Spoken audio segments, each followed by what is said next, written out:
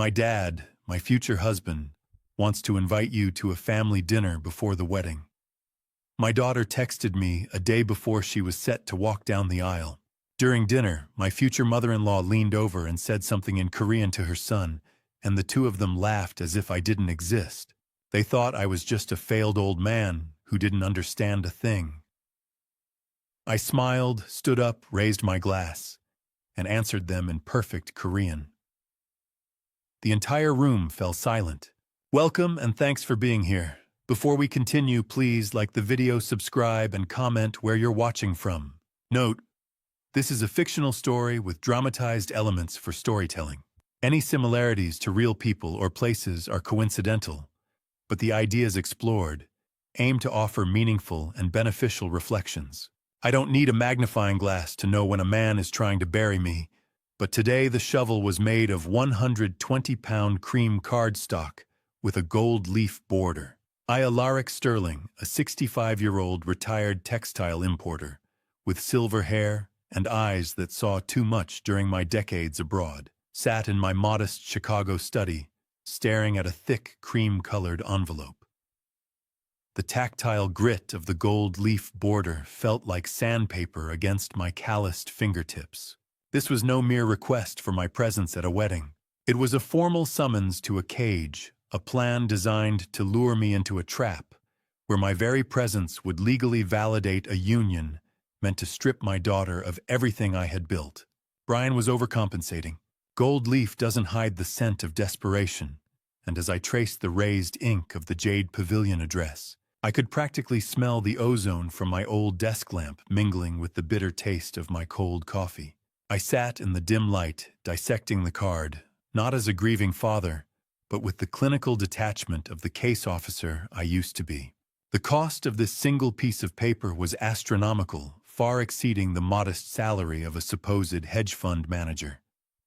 It was a message of dominance written in high-end stationery, 30 years of shadow work, and they thought I couldn't see a knife behind a smile. People like Brian Maxwell assume that a man who deals in silk and linen has forgotten how to recognize a wolf in the tall grass. They see the silver hair and the quiet house, and they mistake a strategic retreat for a surrender. The rhythmic ticking of the grandfather clock in the corner of my study felt like a countdown, a steady pulse in the silence of a home that had become far too quiet since Claire left. I knew the game he was playing. By inviting me so publicly with such fanfare, he was making it impossible for me to intervene without looking like the monster he had already convinced my daughter I was. It was a clever maneuver, the kind of psychological pincer move that works on ordinary men. But I have never been an ordinary man, and the textiles I imported were often just the shroud for much heavier things moving across borders. You see, when a predator thinks you're prey, they stop hiding their tracks. That was their first mistake. As I tilted the card under the sharp glint of my desk lamp, my eyes caught something the engraver hadn't intended for the general public to see. At the very bottom, pressed into the fibers with a stylus, was a nearly invisible line of Hangul. My breath hitched as I recognized the sharp, angular script of the Korean language. Gogiso. I read the word aloud, the syllables tasting like cold iron in my mouth. It was a specific, brutal insult, a term for a slaughterhouse animal, a beast being led to the pen. They weren't just inviting me. They were mocking the sheep before the slaughter. They thought I was the one walking into the trap. Calculated fury began to replace the cold analysis in my chest. I reached into the back of my desk drawer, moving past the old tax returns and stationery to a false panel that hadn't been opened in a decade. I picked up the black handset, the rotary dial clicking with a familiar, lethal rhythm as I dialed a number that didn't exist on any public record, activating a priority red asset through a channel they never expected me to remember. The ghost of a dial tone in my ear felt like a cold blade, but it was nothing compared to the way my daughter's voice had sliced through me 3 weeks ago.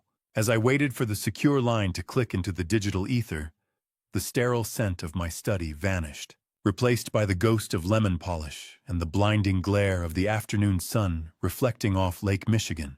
I was back in that glass fortress on Wacker Drive, standing before the mahogany desk of Claire Sterling, 29, the sharp-suited CEO of Sterling Logistics, who looked at me with a mixture of pity and annoyance as she adjusted her engagement ring. I had come to her with a folder of anomalies, a quiet warning about the man she intended to marry. Brian Maxwell was a ghost. I told her a man with no verifiable digital footprint and a history that read like a forged passport. Men like that are either witnesses or hunters, but Claire didn't want a father. She wanted a blessing for a life I hadn't been invited to build. She revealed then that she had already moved the company's internal security audits away from my oversight weeks before, effectively gouging out my eyes inside the very firm I had helped her construct from the ground up. How do you tell the person you die for that they are walking straight into a fire they helped build? She stood up, the screech of her heavy chair against the marble floor, echoing like a scream in the quiet executive suite. To her, I wasn't a veteran of the Shadow Wars. I was just a xenophobic relic, a bitter old man who couldn't handle his daughter marrying into a Korean-American family because I hadn't personally vetted the groom. She told me this wasn't one of my overseas missions, and that my paranoia had finally cost me the only family I had left. I stood my ground, my voice remaining the calm, low baritone that had navigated interrogations in humid basement rooms, telling her I wasn't vetting a groom, I was scouting a threat. The metallic taste of adrenaline coated my tongue as the bridge between us finally collapsed. I watched the daughter I raised become a stranger, her defiance a shield made of glass that I knew was about to shatter. The memory of her thumb swiping across her phone to block my number felt like a physical weight in my palm as I stood in my silent study years later. The reason I had stayed so modest living in this unremarkable house and pretending to be a retired textile importer wasn't just to hide my CIA past from the world.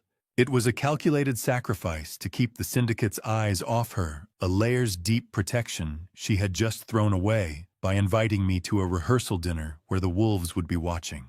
By forcing me back into her orbit, she had unknowingly painted a target on both our backs. I felt the hollow vibration of the handset as the connection finally stabilized, bridging the gap between my life as a father and my duty as an operative. I watched the call-failed message pulse on my screen one last time before the ghost line finally clicked open and a voice I hadn't heard since 2016 whispered, "Station King, proceed." The voice on the other end of the line was like sandpaper on a fresh wound. Vance Prescott, the only man who still called me by my old call sign. "Station King, proceed." The words were a key turning in a lock I had hoped was rusted shut forever. I acknowledged the command with a clipped affirmative and ended the call, the silence of my study suddenly feeling heavy with the gravity of a deployment. A retired businessman might reach for his reading glasses when facing a crisis, but I reached for a loose floorboard in my back closet that hadn't been pried up since the Obama administration. The wood groaned in protest as I pulled it back, revealing a dust-covered crate that held the remnants of a life Claire never knew existed. She thinks her CEO position at Sterling Logistics was built on her own merit and my simple success as a textile importer. She has no idea that the entire business was a front, a carefully constructed East Asian logistics hub for CIA operations that I managed for 25 years. The very foundation of her world is a foundation of deep cover infrastructure, and every dollar of my $120 million fortune was earned in the shadows where the sun never shines. I reached into the crate, the smell of cedar and gun oil rising to meet me like an old friend. "Hello again," I whispered, my thumb tracing the cold steel of a discreet recording unit. "You were supposed to stay buried, but the Maxwells didn't leave me a choice." I began inspecting the gear with a practiced hand, checking the battery seals on a high-gain cufflink microphone and a portable signal jammer. In my world, a single slip of the tongue meant a shallow grave in the DMZ. In Claire's world, it just meant a bad Yelp review. The ironies of my life were beginning to stack up like cordwood. I had purposefully lived on a small fraction of my wealth, maintaining a modest house and a quiet car, to appear as an unappealing target to my former enemies. I had built a fortress of boredom around us, believing that if we stayed unremarkable, we would stay safe. But by letting Claire step into the spotlight as the head of the firm, I had inadvertently created the exact vulnerability I spent decades trying to avoid. She was a beacon now, and Brian Maxwell was the first predator to notice the light. The muscle memory came back, like a recurring fever, hot and inevitable. I felt the cool, smooth surface of a microtransmitter and the rough texture of an old encrypted passport that still had a few years before its fake expiration. I snapped a fresh battery housing shut with a satisfying click and adjusted a portable receiver. Claire thinks I'm a hoarder of old secrets, but she doesn't realize those secrets are the only reason she was allowed to grow up in the sun, oblivious to the wolves. The transmission frequency hissed into my hidden earpiece, a steady static that meant the channel was secure. I wasn't just going to that rehearsal dinner to watch from the sidelines. I had already planted a tracking device on the hem of her wedding dress delivery earlier that morning, while the courier was distracted. I had always been her shepherd, and a shepherd doesn't stop guarding the flock just because the sheep thinks the wolf is a friend. As I slipped the untraceable earpiece into place, a low-frequency pulse confirmed that Vance was already at the extraction point with the Maxwell file, and the first layer of their lie was about to be peeled away. The rainy Chicago street lamps smeared light across my windshield like blood as I drove toward the parking garage meeting.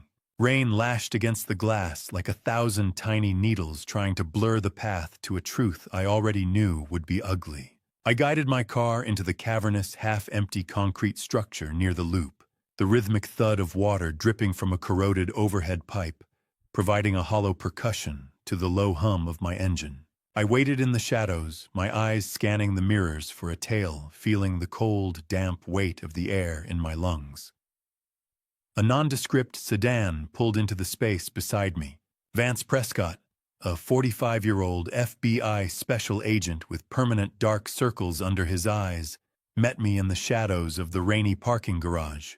He stepped out of his vehicle, looking like a man who hadn't slept since the last administration, clutching a thick manila folder that smelled of cheap office coffee and high-stakes secrets. He looked at me with a weary sort of caution. He warned me that I was out of the game, and that if the Bureau found out he was feeding Station King, our careers were both finished. I didn't flinch. I told him not to feed the king, but to feed a father who was about to lose his daughter to a wolf in a custom tuxedo. Brian Maxwell was no ordinary groom. His supposed wealth was nothing more than a series of predatory loans from a syndicate that now held a bounty on his head. Claire's $120 million company wasn't just a prize to him. It was his only way to stay alive. Ever notice how the most dangerous men always have the whitest teeth and the firmest handshakes? I've seen it 1,000 times, from Istanbul to Seoul. The predators who dress in silk are always the ones who leave the deepest scars. I took the folder from Vance, the cold, damp texture of the paper sending a chill through my fingers. Under the dim, flickering amber light of a faulty fluorescent bulb that hummed with an annoying, high-pitched whine, I began to flip through the surveillance photos. The smell of wet asphalt and old exhaust hung heavy in the air as I processed the images. Brian Maxwell wasn't at a board meeting or a charity gala in these shots. He was standing outside a high-stakes illegal casino in Macau, looking far too comfortable in the company of men I recognized from old agency threat assessments. Vance explained that the hedge fund Brian claimed to manage was a total shell. It hadn't traded a legitimate stock in 3 years. He was the primary cleaner for a syndicate that specialized in the hostile takeovers of mid-cap logistics firms like the one my daughter now controlled. He was marrying her for the port access and the established shipping routes, a perfect conduit for a different kind of trade. One photo. That's all it took. Brian Maxwell was smiling in Seoul with a woman who definitely wasn't my daughter. But the revelation didn't stop with a secret mistress or a gambling debt. Vance leaned closer, his voice dropping to a low whisper that barely carried over the sound of the rain outside. He revealed that the FBI had been tracking Brian for 2 years, but they were letting the clock run. they needed the wedding to happen. They weren't after the small-time cleaner. They were waiting for the big fish behind the entire money-laundering operation to step into the light. That fish was Brian's mother. I felt the bitter metallic taste of fear in my mouth, but it was sharpened by a cold, calculating anger. Vance tapped a grainy photo of an elegant woman in the background of a casino, shot the same woman I was supposed to have dinner with in 2 hours. The Jade Pavilion was an exercise in architectural arrogance, all red lacquer and gold leaf, designed to make a man feel small before he even took his seat. I walked through the red lacquered doors, carrying a $120 million target on my back and a hidden FBI file in my heart. The heavy, cloying scent of sandalwood incense hung in the air, a thick blanket meant to stifle the senses. As I was led through the main hall, the muffled clinking of silver against bone china echoed like distant, polite warfare. According to the Vance dossier, I wasn't just walking into a restaurant. I was walking onto a stage where the syndicate held a silent, controlling interest. This was their ground, their execution block disguised as a 5-star dining experience. At the entrance to the private room, I was met by Brian Maxwell, 32, a hedge fund manager, with a smile as bright and hollow as a polished coin. He stood by Claire's side, his hand resting on the small of her back, with a possessive ease that made my pulse quicken with a calculated heat. "You're late, Dad," Claire said, her voice brittle with a visible embarrassment that cut deeper than any physical blow. "We were just about to start without you." I offered a humble nod, my expression a mask of weary apology. "The rain slowed me down, Claire," I replied smoothly. "But I wouldn't have missed this for anything." The gold leaf decorations on the walls looked less like art and more like the bars of a very expensive cage. I felt the dry, paper-like texture of the dinner menu in my hands as I took my seat. But my focus remained on the woman sitting at the head of the table. Eleanor Maxwell, 58, draped in silk that cost more than a mid-sized sedan, sat with the poise of a queen ruling a crumbling kingdom. She was exactly as she had appeared in the Macau casino photos, elegant, composed, and radiating a quiet, predatory authority that most people would mistake for high society grace. Claire looked at me with a defensive stiffness, her posture a silent plea for me not to ruin the evening with my usual questions. I lowered my eyes, playing the role of the simple textile importer who had lived a small, unremarkable life. It was a role I had perfected over decades, the invisible man who sees everything because nobody bothers to look at him twice. The red lacquer table felt cold and smooth beneath my palms, a sterile surface for the games being played above it. I looked at my daughter and saw a woman standing on the edge of a cliff, cheering for the person about to push her. Eleanor treated me with a patronizing warmth, her words dripping with a fake sincerity that set my nerves on edge. She remarked on how charming it was that I had raised such a successful daughter with such a small, importing business, her tone suggesting that my life was a quaint curiosity compared to the sophisticated world her son occupied. "It was enough to keep us fed, ma'am," I said, keeping my voice low and respectful. I was never one for the big city lights. As I spoke, I felt a slight, sharp vibration in my cuff, the discreet signal from the transmitter I'd concealed. Vance's team had lost their surveillance feed. A localized jammer had been activated inside the building. We were officially in the dark, isolated in the heart of the city. Eleanor leaned forward, her diamonds catching the light with a predatory glint, and whispered a traditional Korean greeting, but her eyes told me she was counting the seconds until my daughter signed her life away. The appetizers arrived like colorful decoys meant to distract me from the interrogation Brian was about to launch. Brian leaned back, swirling his vintage wine like a man who had already won the race, and began the questioning he thought was a casual conversation. I realized almost immediately that this wasn't just small talk. It was a field test. He was probing my background in textiles not out of interest, but to see if my old logistics roots could be used as a front for his syndicate's smuggling operations. He wanted to know if I was the perfect fall guy. I played my part with the slow, methodical precision of a man who had nothing to hide because his life was too boring to lie about. I leaned forward, my scratchy wool blazer bunching at the shoulders, and began to drone on about cotton blends in the 90s.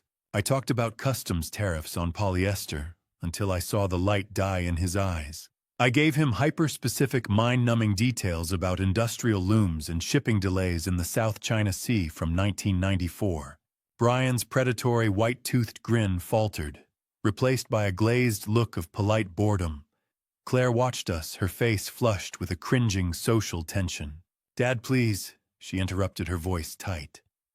"Brian doesn't need a history lesson on industrial looms. Do you know the easiest way to disappear? You let people believe you're exactly as boring as they want you to be. Most men in this room want to be the sun, the center of every conversation, drawing every eye. I preferred to be the gray wallpaper, the background noise that everyone hears but no one listens to." While Brian recovered from my lecture on textile tariffs, I turned my attention to the condensation on my glass of iced water. I watched a single droplet slide down the side, a mirror to the way I was slipping past their defenses. Eleanor was watching me now, her high-pitched fake laughter punctuating the air as she spoke to Claire about the Maxwell family's charitable foundations. She was marking territory, making it clear that I was a lower-class beneficiary of their grand association. She looked at me with increasing disdain, her eyes lingering on my cheap functional watch. "It must be a comfort to know your daughter is finally in hands that can secure her future, Mr. Sterling," she said, her tone dripping with patronizing elitism. I offered her a slow, humble smile. "I just want her to be happy, ma'am. I'm a simple man with simple expectations." He was hunting for a lie. I was feeding him the truth, but only the parts that didn't matter. My internal CIA-trained radar was screaming at the way Eleanor avoided looking at the waitstaff, a classic sign of someone who viewed others as tools rather than humans. I felt the faint metallic scent of the heavy silverware as I picked up my fork, my hands steady. Every move I made was a calculated performance. I purposefully, accidentally, spilled a small drop of water on my sleeve, a clumsy gesture of an old man losing his edge. As I reached for a napkin to dab at the damp fabric, I used the motion to adjust my cufflink, ensuring the hidden microphone was angled perfectly toward Eleanor. I felt the slight vibration of the housing against my skin, a confirmation that I had a clear audio lock. I was no longer just a guest. I was a recording device in the heart of the enemy's den. Eleanor caught Brian's eye and gave a nearly imperceptible nod, her lips curving into a thin, cruel line as she prepared to speak the words she thought I'd never understand. The transition was seamless, a smooth glide from the stilted English of a polite host to the razor-sharp, rapid-fire Korean of a woman who thought she was invisible in plain sight. As the steam rose from the oolong tea in my cup, Eleanor turned her bird-like head toward Brian and began to speak with a cold, staccato efficiency. She didn't know that my years in Seoul weren't spent merely trading fabrics, or that she was sitting across from a man who knew her reputation long before she stepped into this restaurant. In the Seoul underworld, Eleanor was known as a sultang, a ruthless money broker who specialized in laundering the debts of the desperate. Now she looked at me with a thin, cruel smile, while calling me a decrepit peasant in a language she assumed was a wall between us. She mocked the cheap cut of my blazer, laughing about how easy it would be to push me into a nursing home the moment the wedding papers were finalized. Brian nodded along, his eyes glinting with a shared arrogance. He told her to be patient, that the peasant was the only one who could sign over the logistics infrastructure they needed to bridge their Macau debts. I sipped my tea, the liquid hot and bitter, my face as unreadable as a stone wall, while the recording device in my cufflink hummed against my skin, capturing every syllable of their disdain. To them, I was a ghost in the room. Little did they know I was the one haunting the house they were trying to steal. My grip on the white linen napkin tightened beneath the table, but I forced my breathing to remain slow and shallow.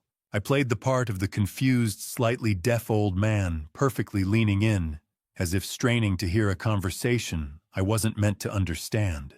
Eleanor didn't stop with me. She turned her linguistic assault toward Claire, calling my daughter a stupid. Lonely girl who was so desperate for affection, she would hand over $100 million empire just for a kind word and a wedding ring. Brian let out a soft, sharp laugh in Korean, admitting he almost felt bad for her, but then reminded his mother that $12 million in gambling debt tended to kill a man's sympathy. They spoke of Claire as if she were a transaction, a clean vessel to be emptied and discarded once the logistics routes were secured for their syndicate partners. Have you ever sat across from someone who was planning to kill your legacy while they offered you a piece of bread? It's an acquired taste. The underlying smell of expensive perfume and betrayal was thick enough to choke on, yet I maintained my mask. I watched the clink of porcelain against the lacquered wood, a rhythmic domestic sound, masking a conversation about the end of my family. Eleanor reached for a piece of dim sum, her diamonds catching the light with a predatory shimmer. She mentioned casually to Brian that his real girlfriend, Sophia Vance, was already in Chicago, staying at a luxury hotel paid for by a Sterling Logistics corporate credit card Brian had skimmed weeks ago. My heart hammered against my ribs, a cold fury settling into my marrow. I looked at Claire, who was smiling at Brian, oblivious to the fact that her own hard-earned money was sheltering the woman her fiancé actually loved. Eleanor smiled at me, then her eyes as cold as a frozen lake, and asked in perfect English if I liked the tea. I nodded, offering a vacuous smile while her last Korean sentence still echoed in my ears. We kill the old man's influence tomorrow. The name Sophia Vance hit me like a physical blow, a ghost from Brian's Macau files, finally taking shape in the middle of our dinner table. I watched the steam rise from my tea, a white shroud for the daughter who was currently being measured for a financial coffin right in front of me. I remained composed, keeping my eyes downward as if focused on the delicate floral pattern of the porcelain. Brian began to explain the strategy to his mother in Korean, his tone a mix of pride and clinical indifference. He described Sterling Logistics as the perfect vault, a clean vessel for dirty water. Because of its spotless audit history and massive daily cash flow, it was the ideal conduit for funneling syndicate funds through ghost shipments. I realized then that Claire wasn't just being robbed. She was being set up as the ultimate fall girl for a federal money laundering operation. While I sat there playing the part of the simple father, Brian revealed he had already hacked into Claire's personal phone. He was sending automated cheerful messages to her friends to isolate her, ensuring no one would notice the subtle shift in her behavior as the wedding approached. A vault, that's what they called my little girl. A box to be stuffed with filth and then burned. The dry sound of Eleanor's laughter grated against my nerves, a sharp contrast to the scent of expensive lilies arranged in the center of the table. She shifted the conversation toward Sophia Vance, noting that the woman was becoming impatient in her Chicago hotel. Brian didn't even flinch. He reassured his mother that the wedding was the final key and that Claire's own corporate credit cards were already being used to cover Sophia Vance's luxury expenses at a Gold Coast suite. I felt a surge of protective rage, a heat that threatened to melt my mask of calm. My hard-earned legacy, the life I had built to keep Claire safe, was being used to wine and dine the woman intended to replace her. I watched Brian check his expensive watch, a timepiece likely bought with the proceeds of another man's ruin, and I wondered how many other lives he had dismantled before turning his sights on us. Have you ever sat through a dinner where you were the only one who knew the menu was written in blood? It requires a specific kind of stomach. I took a sip of my tea, but it had steeped too long and tasted bitter, mirroring the cold fury settling in my chest. I watched the vibration of a phone on the table, Brian's phone, as he dismissed a notification with a flick of his thumb. They weren't just planning a quiet divorce after the assets were stripped. Through their rapid-fire Korean banter, I discovered the darker truth. Once the joint authority papers were signed and the assets fully transferred, they were planning a tragic accident for Claire. A bridge, a mechanical failure, a headline in the morning paper. My daughter was a loose end they intended to tie off. Brian raised his glass to me, his smile as sharp as a scalpel, while his mother whispered the final order in Korean, her voice barely a breath. She told him to make sure Claire signed the proxy before she even left the church steps. I met his gaze, offering a vapid, elderly smile of my own, while my mind was already calculating the exact number of seconds I would need to burn their world to the ground. The conversation returned to English as the main course arrived, a beautifully plated lie served on a bed of cultural arrogance. I sipped my water, the cool liquid doing nothing to extinguish the fire spreading through my veins, as I watched the man my daughter loved describe her death in Korean as a favorable liquidation. A waiter approached with a bottle of sparkling water, his movements fluid and precise. As he refilled my glass, his eyes met mine for a fraction of a second, and I felt a surge of cold reassurance. He was a ghost asset from my old CIA days in the Pacific Rim, a man I'd helped relocate a decade ago. It confirmed I had physical backup inside the Jade Pavilion's kitchen, but for now I was still the only one standing between Claire and the grave they were digging for her. As the sea base was placed before me, the searing heat of the ginger and chili reached my nose, a sharp, clean scent that matched my rising tactical focus. I purposefully fumbled with my heavy chopsticks, letting them clatter against the cold, clinical touch of the porcelain plate. Eleanor tilted her head like a bird watching a worm, her expression softening into a patronizing pity. She asked if the fish was too spicy, or if I needed something simpler, and I offered a vacuous, apologetic smile. "Oh no, it's lovely, Eleanor," I said, my voice wavering just enough to sell the weakness. "Just these hands of mine, they aren't what they used to be." How do you maintain a grandfatherly smile when the man across from you is picking out the color of your daughter's funeral casket? Brian and his mother resumed their staccato Korean, discussing the logistics of a mechanical failure for a vehicle Claire would be driving shortly after the honeymoon. I sat there, a picture of doting confusion, while my mind was already calculating the forensics of a crime that hadn't happened yet. I was translating every threat, every whispered detail of their plan into a mental digital file for Agent Vance. I feigned a dry, sudden coughing fit, bringing my hand up to my face and surreptitiously pressing my wrist against my cheek. I felt the rhythmic, almost imperceptible vibration of the recording LED against my skin. One pulse, one light. The evidence was live. The hunt was officially on. I caught Claire's eye and offered a reassuring fake smile. "You okay, Dad?" she asked, her voice laced with concern. "You look a little pale." I patted her hand, the smell of expensive rainwater on her coat, a reminder of the storm waiting for her outside this restaurant. "Just the excitement, Claire," I lied. "It's not every day I see my only daughter find such a lucrative future." The city traffic outside the pavilion was a muffled, distant hum, a different world from the one inside this red-lacquered den.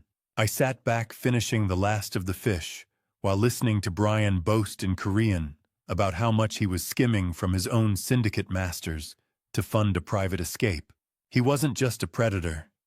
He was a parasite, making him a target for both me and the very criminals he served. He was a man with two different nooses tightening around his neck, yet he still had the arrogance to toast my health. As the dinner plates were cleared, Brian subtly adjusted the strap of his own watch, and I felt the air in the room vanish as I realized he was checking the exact same timestamp I was. Brian didn't just hide the knife. He polished the blade right in front of me, assuming the old man in the wool blazer was too blind to see the reflection of his own ruin. The check hadn't even arrived when he leaned in, his voice dropping to that smooth, manipulative baritone he used to sell Claire her own destruction. He pulled out his smartphone, the blue light glare of the screen momentarily illuminating the predatory sharpness of his features. He tilted the device toward Eleanor, claiming he was showing her a photo of the honeymoon suite they had picked out in Macau. In reality, the screen displayed a high-resolution scan of page 8 of the newly forged prenuptial agreement. My eyes, trained by decades of scanning surveillance transcripts in dim basements, didn't need to look directly at the phone to catch the details. I leaned in under my senile cover, pretending to squint at what I called a complicated picture, while I memorized the document's header and the specific watermark of Claire's own law firm.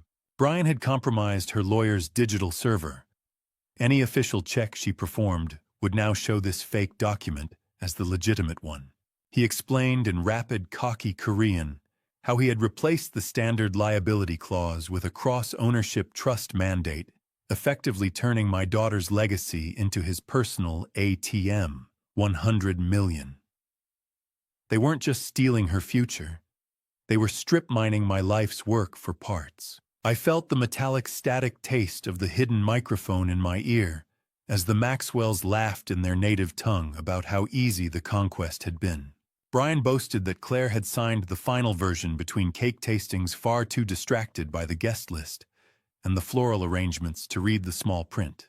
He whispered the exact account numbers to his mother, a series of digits that my internal database immediately tagged as a known laundering hub in the Cayman Islands. The clause was designed to trigger the moment the priest said, "Amen," immediately moving a staggering $100 million of Sterling Logistics liquid capital into that offshore void. The scent of expensive leather from Brian's phone case wafted toward me.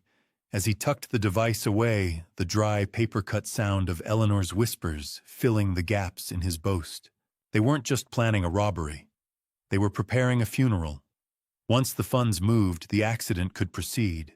"No loose ends," Eleanor murmured, her eyes flicking to me with the cold indifference one might show a piece of furniture destined for the curb. Have you ever wanted to reach across a table and end a man's life? My training told me to wait. My heart told me to move. The faint hum of the restaurant's climate control seemed to grow louder in the silence that followed their laughter. I sat there, the reflective, wise father playing his part to the bitter end, even as I realized the depths of the vendetta I was facing. Brian's $12 million debt wasn't just to some random mob syndicate.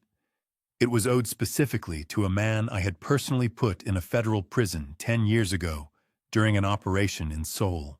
This wasn't just a con. It was a targeted strike. Brian was the weapon, but the hand guiding him was seeking a decade-old revenge against Alaric Sterling. I watched him tuck his phone away with a smirk, unaware that the ghost of the man he was robbing had just downloaded the entire roadmap to his own execution. The check arrived, settled in seconds by Brian with a flourish of Claire's corporate credit card, the first of many thefts I would allow tonight. I stood up slowly, my calculated anger hidden behind a mask of weary gratitude, ready to walk into the night and begin the counteroffensive. I followed them out the red lacquered doors of the Jade Pavilion, swinging shut behind us as the cold Chicago rain reclaimed the evening. The rain didn't just wash away the smell of expensive oolong tea. It froze the final bridge between me and my daughter as she stepped into a gilded cage and slammed the door. On the sidewalk, under the rhythmic buzzing of a nearby faulty neon sign, I pulled Claire slightly away from the group. The smell of ozone and wet pavement was sharp, matching the electricity crackling between us. "Claire, just give me 10 minutes tomorrow," I said, keeping my voice low and urgent. No lawyers, no Brian, just us. I could see the reflection of the streetlights in her eyes, but the warmth was gone. Instead, she revealed that she had revoked my emergency access to the Sterling Logistics server earlier that evening. She called it setting boundaries, but I knew she was dismantling her own safety net. "Stop it, Dad," she snapped. "You've spent the whole night looking at them like they're criminals. You're embarrassing me, and you're embarrassing yourself." Brian intervened immediately, his custom tuxedo barely dampened by the mist, as he placed a protective arm around her. He looked at me with a smirk that was perfectly disguised as concern, playing the role of the gallant defender, while I was cast as the confused, overbearing father. She didn't just turn her back. She turned her life over to a man who saw her as a rounding error. I watched them walk toward the curb, where the valet was holding the door of Brian's luxury SUV. The isolation felt physical, a cold pressure in my chest that had nothing to do with the Chicago wind. Eleanor Maxwell stood back, watching the exchange with a smug, knowing smile that told me she had won this round of the psychological war. "I'll see you at the church, Alaric," she said, her tone dripping with a patronizing warmth. "If you can find it without a map." I didn't reply. I just stood there, the rain feeling like shards of ice against my skin, tasting the salt of either the downpour or a single suppressed tear. Claire climbed into the back of the vehicle without a backward glance. "Drive, Brian," she said, her voice muffled by the closing door. "Just drive." The hiss of tires on wet asphalt followed, accompanied by a blinding spray of water that soaked my trousers. The tail lights of their car were two red eyes mocking me from the darkness. I stood alone on the sidewalk, the flickering neon casting long, jagged shadows across the pavement. But the embarrassing scene I had caused wasn't just a father's desperation. It was a tactical distraction. While Brian was busy playing the hero, and Claire was busy being ashamed of me, I had managed to lean against the rear of the SUV long enough to plant a long-range acoustic bug on the underside of the chassis. The muscle memory was still there, the quick, invisible placement I'd practiced 1,000 times in busier streets than this. I pulled out my phone, the screen illuminating my wet face, the vibration of the glass against my cold thumb feeling like a lifeline. I didn't need a map to find the Maxwells. I had their heartbeat on my screen. I typed 5 words to Vance that would end their charade and set my own plan in motion: execute the debt acquisition. Now, I watched their car disappear into the Chicago night, ready to move from the defense to a clinical, calculated offense. The 24-hour diner smelled of burnt grease and desperation, a fitting place to discuss the price of a man's soul. The smell of cheap floor wax shouldn't have felt like home, but in my line of work, the best truths are usually traded over lukewarm coffee and a cracked vinyl booth. I sat in the corner, my back to the wall, watching the neon sign outside flicker with a rhythmic buzz that echoed the static in my own mind. Vance Prescott slid a tablet across the scarred laminate table, the blue-white glow of the screen cutting through the dim shadows of the dark booth. He looked at me with those tired eyes, the smell of old rain and diesel still clinging to his jacket. Brian Maxwell's life was laid bare in a series of encrypted ledgers from an illegal Macau-based sportsbook. The numbers were staggering: $12,450,000. The debt had been compounding for 18 months, like a malignant tumor. It was clear now that Brian's hedge fund was never an investment vehicle. It was a desperate, multi-layered Ponzi scheme designed solely to keep the syndicate's enforcers from his mother's door. But the ledger held a deeper poison. Vance leaned in the screech of a metal chair on the diner floor, puncturing the silence, and revealed that Brian had used Claire's Sterling Logistics name as an unauthorized personal guarantor for the loan. He hadn't just stolen her heart. He had put her entire company in the crosshairs of a mob seizure. $12 million. Most people see a fortune. I saw a guillotine. 12 million isn't just a debt. Vance, I said, the bitter, overboiled taste of the diner coffee coating my tongue like ash. It's a death sentence. No wonder he's so eager to merge the accounts. He needs her legacy to pay for his sins. Vance shook his head, his face a mask of grim clinical realization. The syndicate doesn't want the money anymore, Alaric. They want the logistics routes. Brian is just the key to the front door. They want the ports, the warehouses, the very infrastructure I spent 30 years building to protect my daughter. I scrolled through the names on the screen, my mind already pivoting from a father's grief to an operative's cold-blooded determination. I explained my debt acquisition strategy to a skeptical Vance. If I could buy Brian's debt from the syndicate's U.S. representative, I would become his sole legal creditor. I could freeze every asset he attempted to touch, legally pinning him to the ground before he could sign a single wedding document. Do you know what the difference is between a businessman and a predator? A businessman wants a profit. A predator just wants to see you stop breathing. Vance warned me that walking into a warehouse to hand a professional killer $15 million was a suicide mission. He thought I was alone. I told him I'd be bringing 30 years of reasons why they should take the deal and run. The distant hum of a passing freight train vibrated through the booth, a low-frequency reminder of the world moving outside our bubble of secrets. I knew the man I had to meet. The syndicate's U.S. representative was a ghost from my own past, a man I personally saved during a failed extraction in Hong Kong back in 2004. It was a debt of blood, a currency far more valuable than the liquid cash I was currently moving from my offshore holdings. I closed the tablet and looked out the window at the rain, knowing that by this time tomorrow I would either own my son-in-law's soul or I wouldn't be alive to see the wedding. The industrial district of Chicago is a graveyard of rusted steel and broken promises, the perfect place for a dead man to negotiate for a life. The rust on the warehouse gates tasted like old blood in the morning fog, a grim reminder that in my old life, meetings like this usually ended with a shovel or a checkbook. I guided my car through the heavy sliding door that echoed in the void, the smell of damp concrete and industrial grease thick in the air. I stepped out into the shadows, my ears immediately picking up the sharp click of a safety being engaged somewhere above the catwalks. Han Wool, the syndicate's U.S. representative with a jagged scar running from his ear to his jawline, a gift from the triads I'd stopped in 2004, emerged from the warehouse office like a predator sensing a rival. He didn't offer a hand, and I didn't expect one. He revealed that his men were already preparing to liquidate Brian Maxwell tonight. The boy had become a liability they no longer wished to carry. My arrival hadn't just interrupted their schedule. My buyout offer was the only thing keeping Brian from a permanent sleep in the lake. I looked Han Wool in the eye, my voice calm and steady. I told him I wasn't there for a favor but to settle a ledger. "You saved my life in Kowloon Station, King," he rumbled, his eyes tracing the gray in my hair. "But 15 million is a lot of weight for a ghost to carry." Click. The wire was verified.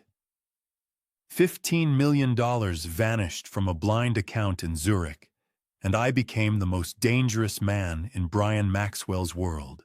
I sat at a scarred metal table, the blue light glare of my satellite laptop illuminating the predatory lines of Han Wool's face. "The money is in the ether," I said, my thumb hovering over the delete key. "Give me the paper." He slid a heavy manila folder across the table toward me, its cold weight a physical manifestation of Brian's ruin. Inside were the original promissory notes, the predatory loan agreements, and the forged sterling logistics guarantor forms that Brian had thought would be his salvation. In that moment, the power shifted. I was no longer a concerned father pleading for his daughter's attention. I was the sole legal creditor for a $12 million debt. I owned the heir. Brian breathed the clothes on his back and every second of his remaining future. Han Wool leaned back, a dark amusement flickering in his eyes, as he told me Brian was all mine now, and to try not to make too much of a mess at the wedding. Most fathers buy their daughters a wedding gift. I bought her the man who was trying to kill her body and soul. I began flipping through the secondary documents in the folder, my eyes widening as I discovered a second layer to the betrayal.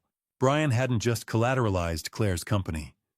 He had used his own mother's secret offshore retirement fund as additional security. He had bet the Maxwell matriarch's entire future on a hand he was destined to lose. I realized I didn't just have a creditor's claim against a small-time con man. I had the key to Eleanor's absolute ruin. The woman who had mocked my cheap blazer and patronized my small life was now quite literally living on my mercy. I gripped the heavy folder, the ink on the transfer documents still feeling wet to my touch, and felt a cold, lethal triumph settle into my bones. The Maxwells had spent months planning an accident for my daughter, unaware that the shepherd had already built a cage for the entire pack. I walked back to my car, the morning fog finally beginning to lift, ready to prepare the final notification for a bride who still believed in fairy tales. The silence of my study at 2 a.m. was a lie, a thin veil over the storm I was about to unleash in a 2,000-word warning Claire was destined to ignore. The blue light of the monitor was a cold substitute for the warmth of a daughter's trust. But at this hour, it was the only bridge I had left to build. I sat there, the rhythmic tapping of keys echoing through the silent house, as I meticulously poured every piece of evidence into a digital manifesto. I attached the scans of the debt acquisition from Han Wool, the grainy surveillance photos of Sophia Vance in her Gold Coast suite, and the decrypted FBI ledgers. I didn't write as the tactical operative station king, but as a father whose heart was breaking for a child who no longer knew his voice. I revealed the truth of my CIA background, finally providing the context for the paranoia she so deeply resented. I wrote that I never wanted her to know the man I was, because that man didn't deserve a daughter like her. I begged her not to believe me blindly, but simply to read the facts, because the truth doesn't need her permission to be real. However, a darker discovery surfaced as I worked. Brian had installed a specialized filter on her accounts that specifically triggered on keywords like FBI, debt, and CIA, ensuring my warnings would never reach her eyes. 20 years of coding firewalls for the agency, and I couldn't get a single "I love you" past a 2-bit con man's filter. It was a staggering realization of how deeply Brian had already burrowed into the infrastructure of her life. I watched the cooling electronics hum, the smell of stale coffee lingering in the air as I hit the send button. I expected the weight to lift, or at least to feel the minor relief of a duty performed. Instead, the screen flashed an immediate brutal error message blocked. Address not found, or recipient is not accepting mail. The stinging dryness in my eyes grew sharper as the mechanical click of the mouse rang out in the void. She didn't just close the door, I whispered to the empty room. She bricked over it. Brian was far better at isolating his targets than I had given him credit for. He had convinced her that scrubbing my entire digital existence was a necessary step for her mental health and wedding preparations. Do you know what silence sounds like at 3 in the morning? It sounds like a death warrant. I leaned back in my chair, the cursor blinking like a heartbeat on life support. But Brian Maxwell, for all his arrogance, had forgotten one thing: you don't play chess with a man who helped write the manual on Grandmaster strategy.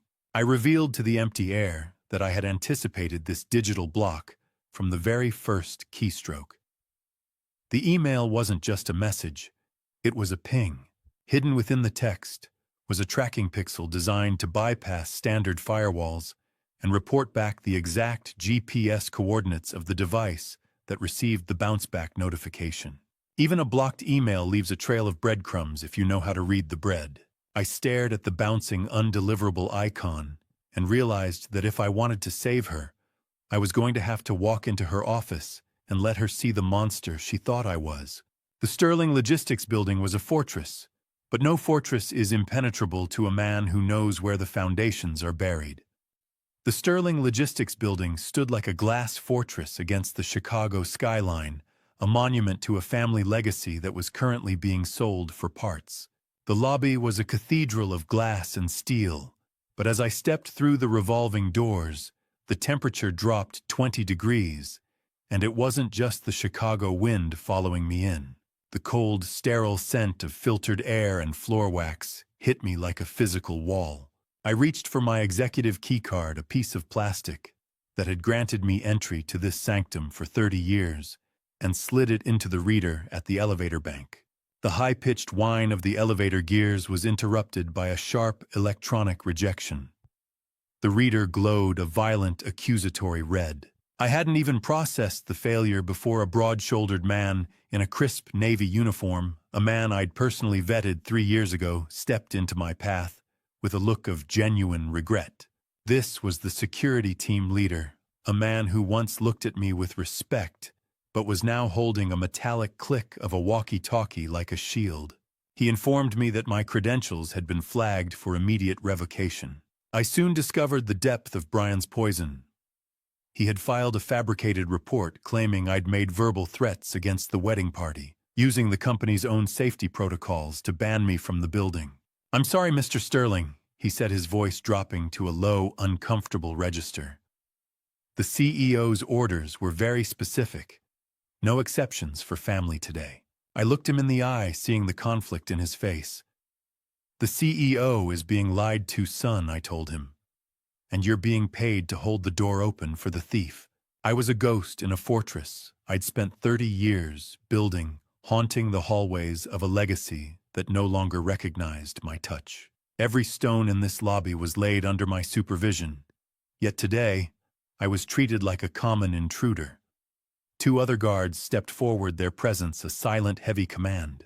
They guided me back toward the street with a firm but gentle efficiency that felt like a burial. As we moved toward the exit, I feigned a stumble near the main elevator bank, letting my wallet slip from my pocket. It hit the marble floor with a soft thud, sliding just under a decorative planter. Inside that leather fold was a high-speed data skimmer I'd activated in my car, a device that would now begin a quiet, invisible harvest of the building's internal firewall, while the security team remained focused on my face. The biting chill of the Chicago wind hit my face the moment I crossed the threshold, a harsh reality after the climate-controlled silence of the lobby. I didn't leave immediately. I paused on the sidewalk and looked up at the 42nd floor, squinting against the glare of the morning sun. There, against the floor-to-ceiling windows, I saw Claire's silhouette. She was a dark, rigid line against the sky, her posture telegraphing a frantic energy as she talked on a phone. For one agonizing second, she looked down, and I knew our eyes met through a quarter-mile of reinforced glass. "Just 1 minute, Claire, just look at the file." I shouted at the wind, but the sound was devoured by the roar of the city. Then, with a slow, deliberate motion, she reached out. I heard the imaginary sound of heavy fabric sliding across a metal track as she drew the heavy motorized blinds. The blinds didn't just close, they sealed the tomb. I watched the shadow of my daughter vanish behind the gray fabric and realized that Father O'Brien was the only man left in Chicago who could help me stop this marriage without a bullet. St. Jude's Cathedral was the only place in Chicago where the silence didn't feel like an interrogation. But today, I was here to ask a holy man to help me commit a strategic deception. St. Jude's smelled of beeswax and centuries of prayers, a sanctuary of silence, where I intended to commit a necessary sin. I stepped into the dim sacristy, the chill of the hallowed air, a sharp contrast to the biting wind I'd left on the sidewalk. Father O'Brien, a man with a voice like gravel over silk and eyes that had heard the sins of Chicago's most powerful for 40 years, stood in the shadows of the altar. He turned toward me, his expression softening with the familiarity of a decade-long friendship, but I offered no pleasantries. Instead, I laid out the evidence of Brian Maxwell's criminal ties and the forged trust agreement. I revealed that Brian had already visited the church that morning, attempting to bribe the parish secretary to file the marriage license electronically the second the vows were finished. It was a calculated move to anchor the legal union before I could even draw breath. I explained that if the wedding proceeded normally, Claire would be tethered to a federal fugitive. I wasn't asking him to stop the ceremony, but for a delay in the administrative processing, the one thing within his power to grant. "I am not asking you to lie to God, Father." I whispered, my hand resting on the rough texture of an old wooden pew. "I am asking you to withhold a signature from the state for 24 hours. He looked at me for a long moment, the guttering light of red votive candles dancing in his pupils.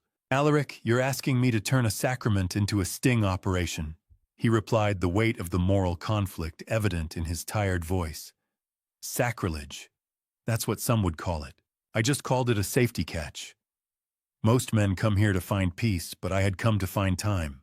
I could see the struggle in his posture, the shepherd weighing the rules of the institution against the life of a sheep he knew was headed for the blade.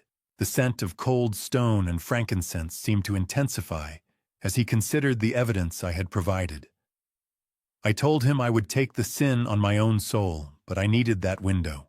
I needed the FBI to have enough room to strike before the legal union became an unbreakable chain around Claire's neck. The flickering prayer candles looked like 1,000 small eyes watching me trade a holy vow for a tactical advantage. Father O'Brien finally nodded, his decision made. "A father's first duty is protection, Alaric," he said softly. "I will pray for your daughter's safety and for your soul." He agreed to misplace the paperwork for a single day, a delay that would leave the marriage in a legal limbo. I left a $10,000 donation for the youth fund on the table, a silent payment for the burden I was placing on his conscience. I turned toward the heavy, muffled thud of the cathedral doors, my footsteps echoing in the vast, empty nave. But as I reached the exit, my tactical training flared. I noticed the security guards Claire had hired for the perimeter men with the flat eyes and thick necks of professional enforcers. I realized then that they weren't private security at all. They were syndicate muscle. As I walked out of the heavy oak doors, I noticed a black sedan with tinted windows idling across the street, the same one that had followed me from the warehouse.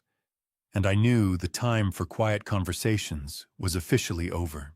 The sunset over Lake Michigan was the color of a bruised heart, a warning that the morning would bring either my daughter's salvation or my own extinction.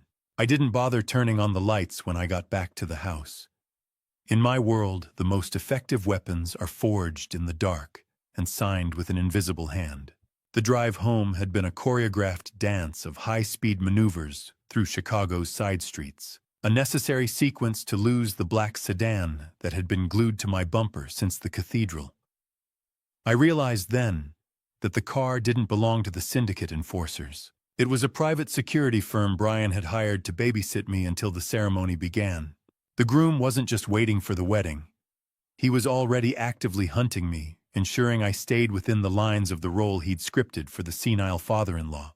I slipped into my study, the blue light glare of my laptop stinging my tired eyes as I bypassed the standard banking firewalls. "If you want my throne, Brian," I whispered to the empty room, "you're going to have to find it first." I initiated execution sequence Alpha 6, the Midnight Poison Pill Protocol, that would dissolve my domestic identity in a matter of hours. Click. $10 million vanished into the ether. Click. Another 20. It's remarkably easy to become invisible when you have enough digits and the right encryption keys. The mechanical whir of the laptop cooling fan was the only sound in the room, accompanied by the dry electronic smell of the encrypted router working at peak capacity. One by one, I watched the progress bars crawl across the screen, systematically incinerating the legacy I had spent 30 years building. My domestic accounts, the textile firm's holdings, and my personal retirement funds were being siphoned out of the American banking system. Even the title to this very house was being transferred into the untraceable reaches of the Silver Shepherd Trust. I was pruning my own life, like a dying tree, cutting away the branches so the roots could survive the winter. By the time the clock hit 3 a.m., the transformation was complete. On paper, Alaric Sterling legally owned nothing but the clothes on his back and the secrets in his head. The cross-ownership clause Brian had worked so hard to forge was now mathematically worthless, a bridge leading to a canyon that had already been emptied of its gold. I am now officially a pauper, Vance, I thought, feeling the cold metallic surface of the trust key USB drive against my palm. A pauper with a very expensive list of enemies. The distant lonely sound of a morning foghorn drifted in from the lake, a somber herald of the coming dawn. I confirmed the receipt of the trust keys sealing the vault for good. But the Silver Shepherd Trust wasn't just a hiding place for my money. I had designed its board of directors to consist entirely of retired agency contacts, men and women who lived in the same shadows I did. By moving Claire's eventual inheritance into their hands, I had effectively given them the legal right to audit anyone who dared to marry into the Sterling name. Brian thought he was marrying a fortune, but he was actually inviting a legion of professional investigators into his bedroom. I closed the laptop and watched the sun begin to creep over the lake, the light reflecting off the water in jagged silver shards. I knew that in 4 hours I would walk my daughter toward a man who thought he was winning a prize, only to find he was wedded to a debt he could never pay. 5 in the morning in Chicago is a gray, uncertain hour, the time of day when ghosts and operatives do their best work.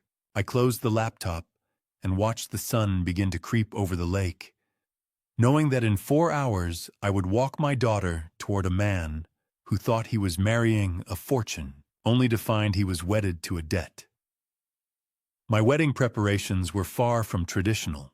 A simple silk tie can be a decorative accessory or a garrote, depending on which side of the agency life you retired from, but today it was just the final piece of my armor.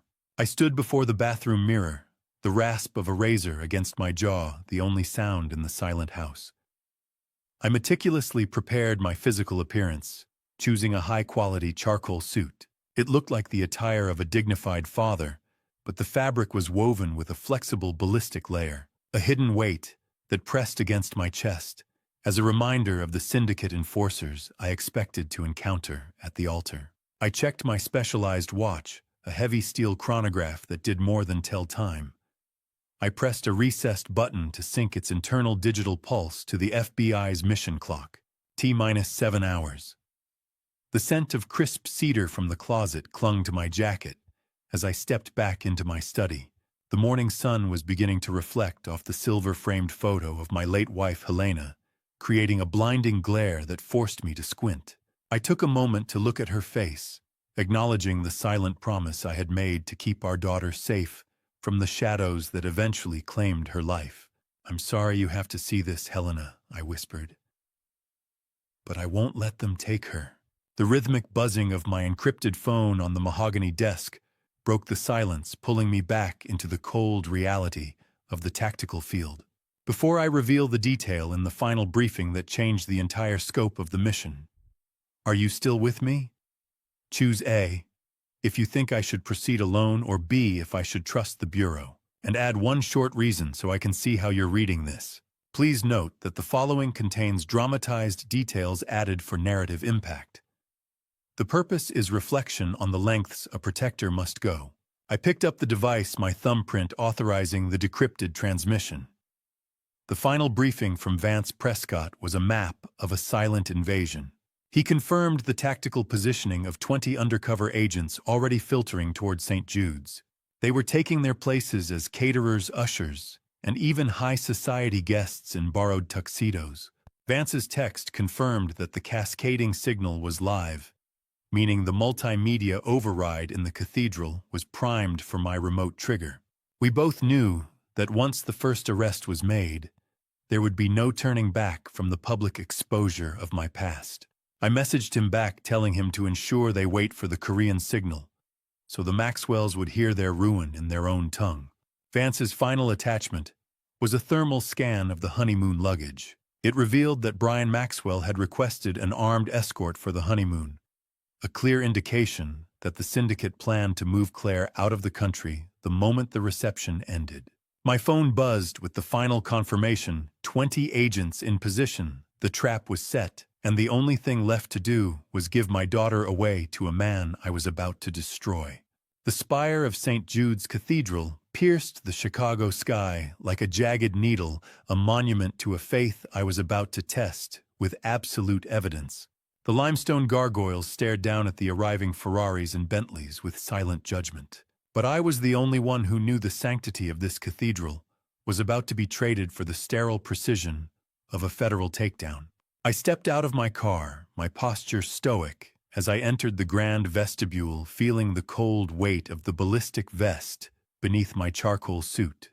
I had hacked the cathedral's digital pipe organ system to act as a secondary signal jammer earlier that morning. Once I triggered the sequence, the Maxwells wouldn't be able to call a single soul for reinforcements. My eyes performed a high-speed sweep of the perimeter, ignoring the lavish floral arrangements and focusing on the human elements. I identified Vance's agents through subtle tells that only a man of my background would notice: the way an usher carried himself with the rigid discipline of a paratrooper, the discreet acoustic coil tucked behind a caterer's ear, and the so-called high society guest whose tuxedo was tailored just a bit too loosely to hide a Glock 19. "Lovely day for a wedding, isn't it?" an usher whispered as I passed the prearranged countersign for clear. "It's a day for settling accounts." I replied, my voice a low, clinical baritone, as I moved deeper into the lion's den. There, Pew 4, the cousin with the military-grade posture and the bulging waistband. The game was officially afoot. The smell of expensive floor wax and old incense filled my lungs, a scent that usually brought peace, but now only sharpened my focus. I intentionally bypassed the reserved front-row seating marked for the father of the bride. I needed the tactical advantage of the high ground and a clear line of sight to the exits. I found a spot in the very back, sliding into the cold texture of the wooden pew near the heavy oak doors.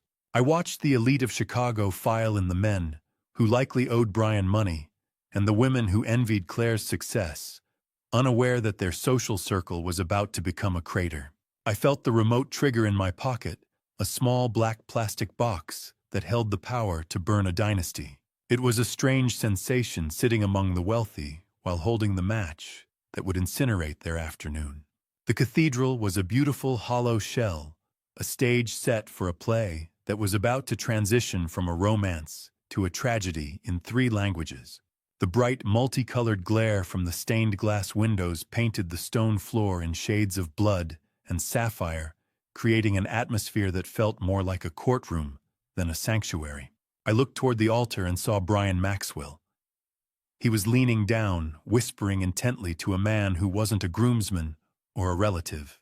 I recognized that face. It was a known syndicate enforcer I had seen in the warehouse meeting photos. The accident wasn't just a future plan. It was already being coordinated right here under the eyes of God and the FBI. The first heavy chord of the organ shook the floorboards, the vibrating bass rattling my very bones as the music announced the start of the processional. As the great doors began to swing open for the bride, I felt my heart harden into the stone of the walls around me, ready for the storm. The doors groaned open, and there she was, a vision in white silk, walking toward her own destruction with a smile I had spent a lifetime trying to protect. The heavy oak doors didn't just open. They exhaled the scent of 1,000 white lilies, a floral shroud for the daughter I was about to lose, to a man who saw her as a bank account with a pulse. Claire stood at the threshold, radiant and shimmering under the blinding rainbow glare of the stained glass. But she was isolated by her own defiance. She began the long walk down the aisle alone, her chin tilted high, a public statement of independence that felt like a physical blow to my chest. As she drew nearer to my back row seat, I noticed a sapphire pendant around her neck that I didn't recognize, a gift from Eleanor, no doubt. My tactical training flared as I spotted the pinhole aperture in the setting. It wasn't just jewelry. It was a directional microphone, meaning every word my daughter spoke today was being recorded as leverage for the Maxwells. I leaned forward as she passed, the rhythmic thumping of my heart heavy against my ballistic vest. "I love you, Claire." I whispered, my voice a ghost of a sound. "Please just look at me." She walked past me like I was part of the architecture, a stone pillar, a relic of a past she wanted to burn. She didn't flinch, her gaze remaining locked on the man waiting at the altar. "Let me live my life, Dad." She murmured the words so low they were meant only for us, yet they carried the weight of a final judgment. But my failed whisper wasn't just a plea. It was a voice command trigger for the data skimmer I had successfully lost in the lobby earlier. Deep within the building's infrastructure, the device acknowledged my vocal signature and initiated the final breach of the Sterling Logistics main server. I sat back in the shadows, watching the white silk of her train hiss against the cold marble floor, the sound of a fuse burning toward an explosion only I could hear. The church was full of people who saw a fairy tale, but I saw a crime scene in progress, a hostile takeover disguised as a holy sacrament. I could feel the cold precision of the mission clock, ticking in my mind, each second bringing us closer to the point of no return. Claire reached the front of the cathedral, where Brian Maxwell waited with a smile as bright and hollow as a polished coin. I watched from the darkness of the rear pew as he took her hand, his thumbs tracing her skin with a possessive ease that made my blood run cold. "I'm finally here, Brian," she said, her voice echoing through the nave. "No more ghosts." Brian leaned in, whispering that she looked breathtaking, but I saw the predator's grin behind the groom's mask. Sunlight from the high windows cast a deceptive, holy glow over them, a beautiful lie painted in light. The moment felt transactional, a handover of assets rather than a union of souls. I looked toward Father O'Brien, who stood like a silent sentinel over the proceedings. He cleared his throat and opened the heavy liturgy book, the dry, paper-like sound of the pages turning, carrying clearly in the vaulted space. He looked up, his eyes meeting mine for a fraction of a second, acknowledging the burden of the deception we were about to facilitate together. He prepared to begin the most expensive lie in the history of the parish, and I prepared to end it. Brian took Claire's hands in his thumbs tracing the skin where she would soon wear his ring, a shackle he had spent 6 months forging.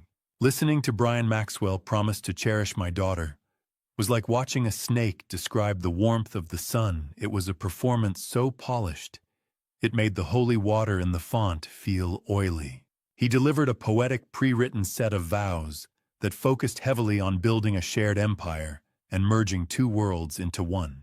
I watched from the back row, my eyes tracking Eleanor Maxwell in the front row. She was looking at Claire not with maternal love, but with the hungry appraisal of a butcher eyeing a prime cut. Brian subtly touched his lapel, revealing a hidden earpiece of his own. He was receiving live updates from the syndicate enforcers about my position in the back pew. Claire wiped a tear of genuine joy, completely oblivious that her fiancé was reciting a script designed by a syndicate psychologist to elicit maximum trust. "I promise to be the partner who carries half of every burden," Claire, he said, through the metallic echo of the PA system. "He's not carrying the burden, he's measuring the weight for transport." I muttered, my voice lost in the soaring cathedral acoustics. Empire.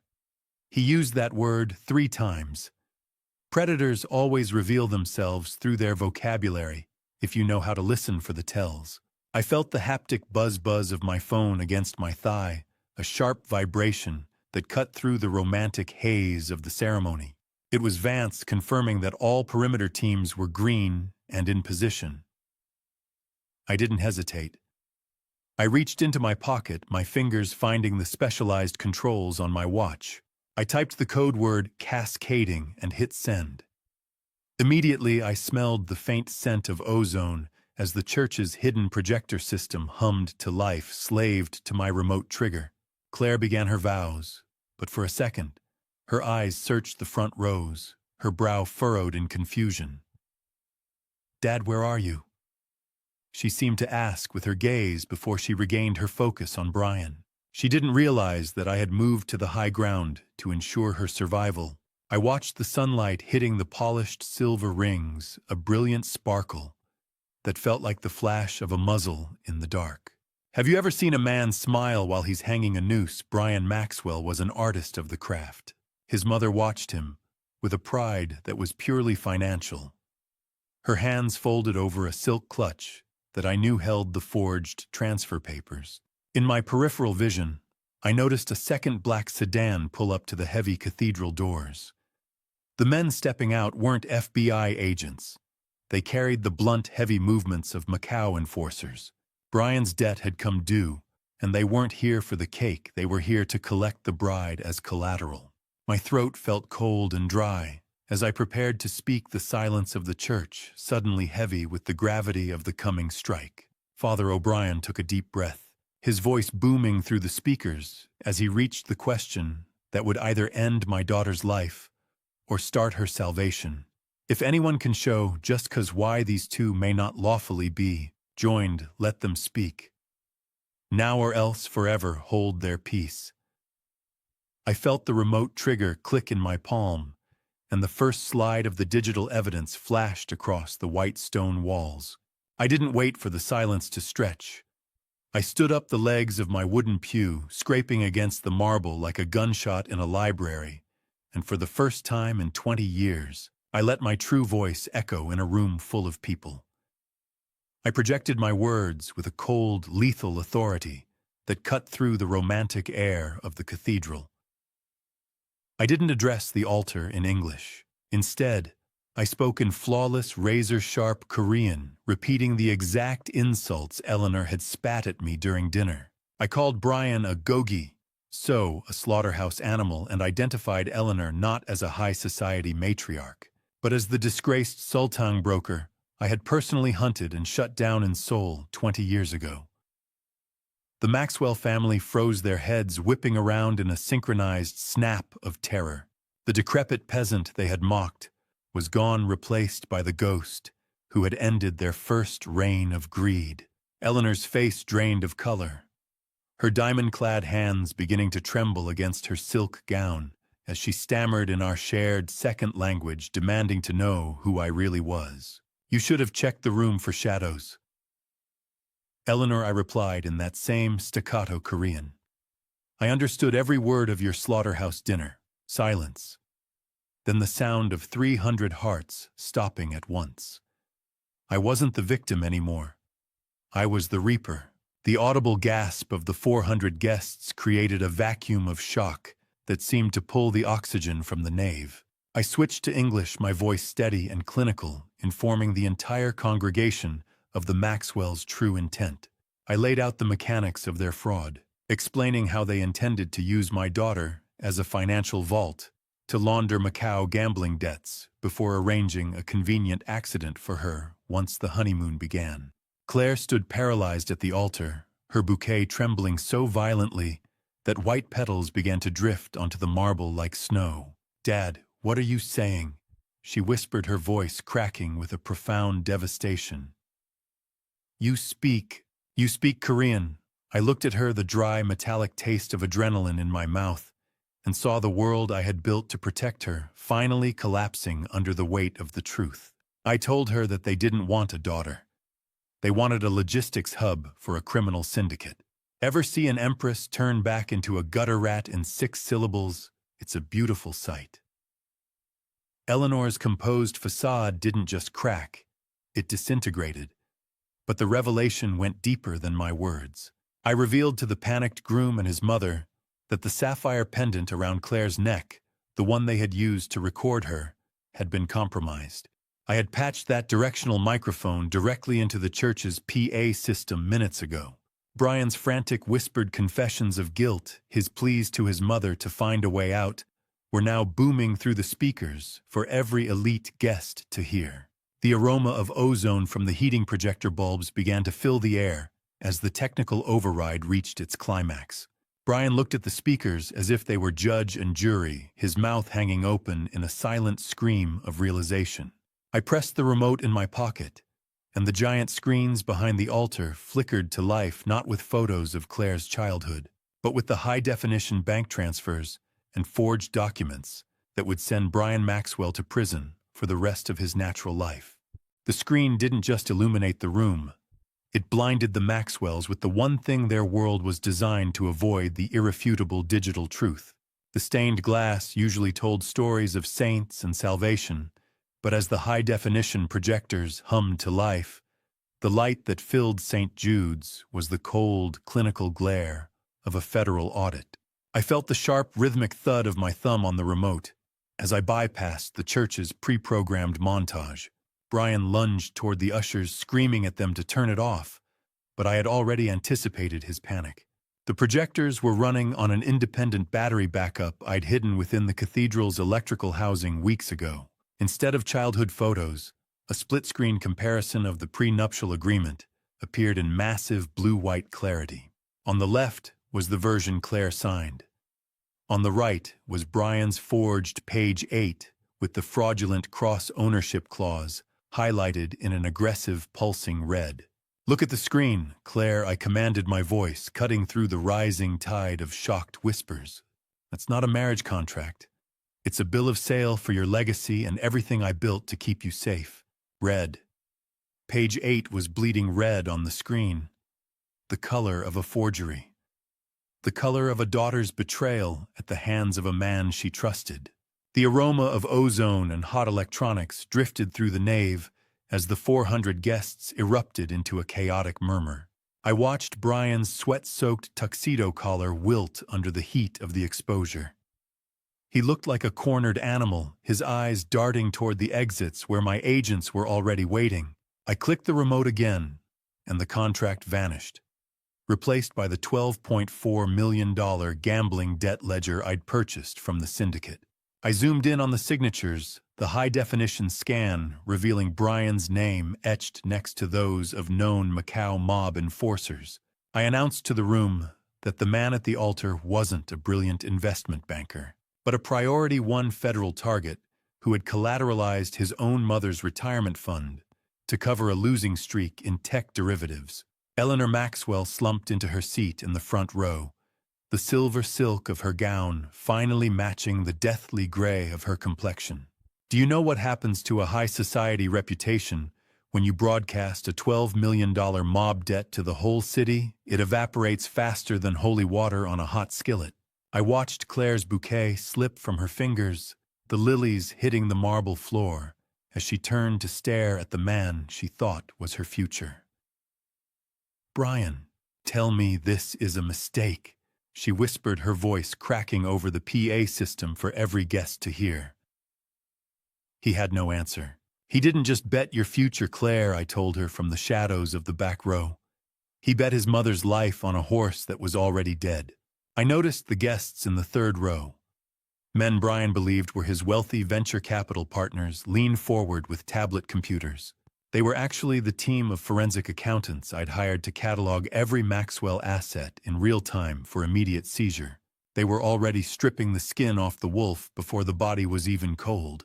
As the crowd watched the debt totals tick upward on the screen, I tapped the final command on my watch, and the church's sound system began to play an audio file that would break my daughter's heart once and for all. The first sound to come through the speakers wasn't music, but the clink of a silver fork against a porcelain plate, the beginning of the end for the man who thought he could use my daughter as a sacrificial lamb. The tinny, echoing sound of the dinner recording filled the vaulted space of St. Jude's, accompanied by crisp English subtitles flashing on the giant screens. Eleanor Maxwell tried to flee through the side door the moment her own voice filled the room, but she found the heavy oak barrier electronically locked by the hack I had embedded in the church's security system. She was forced to stand and listen to her own criminal confessions in front of the very socialites she had spent years trying to impress. The congregation sat in a stunned, suffocating silence as they heard Brian and Eleanor laughing about Claire's stupidity. Brian's voice, amplified and inescapable, described my daughter as a clean vessel for dirty water. He lunged toward the multimedia booth, his face a mask of sweating panic. But he was blocked by two ushers who were actually Vance's undercover agents. "Stop it. That's a lie. It's AI." Brian screamed, his aristocratic mask finally shattering into 1,000 jagged pieces. 30 seconds of audio. That's all it took to turn a wedding into a wake. The sharp, metallic scent of terror began to drift through the air, replacing the sweet fragrance of the lilies. I watched Claire from the back row. She looked as though she had been struck by a physical force. The audio continued, relentless and clinical. The guests heard the exchange where Brian told his mother to give Sophia Vance 72 hours. He promised that once Claire signed the joint authority papers at the altar, the Gold Coast would be the least of what they owned. I watched Brian's rhythmic, heavy breathing through my tactical binoculars, seeing the precise moment he realized the game was over. He looked at Claire, but there was no love left in his eyes, only the desperate, hollow calculation of a man seeing his exit routes vanish. Every word they had whispered in that private dining room was now public record, etched into the memories of Chicago's elite like a permanent stain. I watched my daughter's heart break in real time, the sound of her world splintering louder than any organ pipe. The recording reached its final, most lethal segment.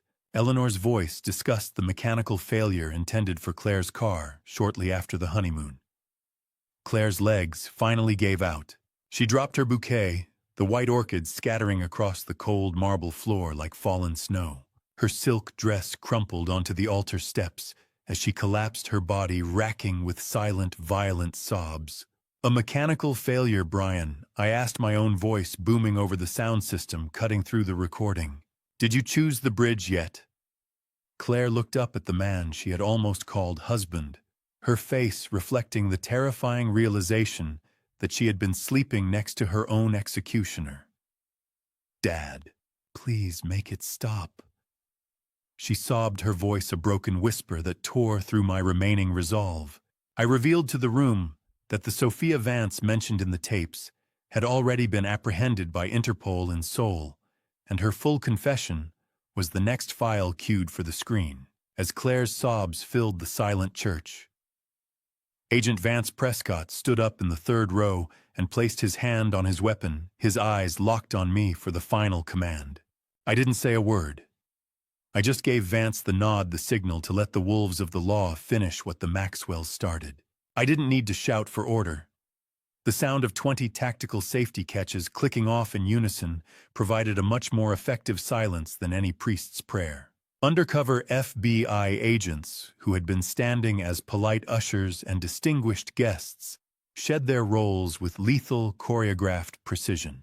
One of Brian's groomsmen, a man who had supposedly been his college roommate, suddenly pinned Brian's arm behind his back.